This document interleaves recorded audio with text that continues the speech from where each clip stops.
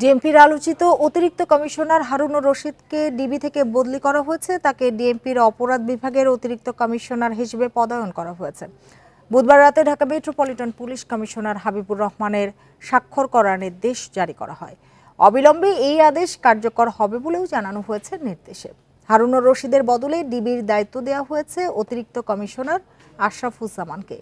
সম্প্রতি হেফাজতে থাকা বৈষম্য বিরোধী ছাত্র আন্দোলনের ৬ সমন্বয়ককে খাবার খাওয়ানোর ভিডিও সামাজিক যোগাযোগ মাধ্যমে প্রকাশ করেন হারুনুর রশিদ। একটি রিটে শুনানির সময় এ নিয়ে উষ্মা প্রকাশ করে হাইকোর্ট। এরপরই নানা মহলে হারুনের কর্মকাণ্ড নিয়ে সমালোচনা শুরু হয়। এছাড়াও ডিএমপি যুগ্ম কমিশনার বিপ্লব কুমার সরকার সহ আরও ৩ যুগ্ম কমিশনারকে বদলি করা হয়েছে। বিপ্লব কুমার সরকারকে গোয়েন্দা বিভাগের দক্ষিণের অ্যাডমিন শাখা, সঞ্জিত কুমার রায়কে গোয়েন্দা উত্তর ও খন্দকার নুরুন নবীকে যুগ্ম কমিশনার অপারেশন পদে বদলি করা হয়েছে।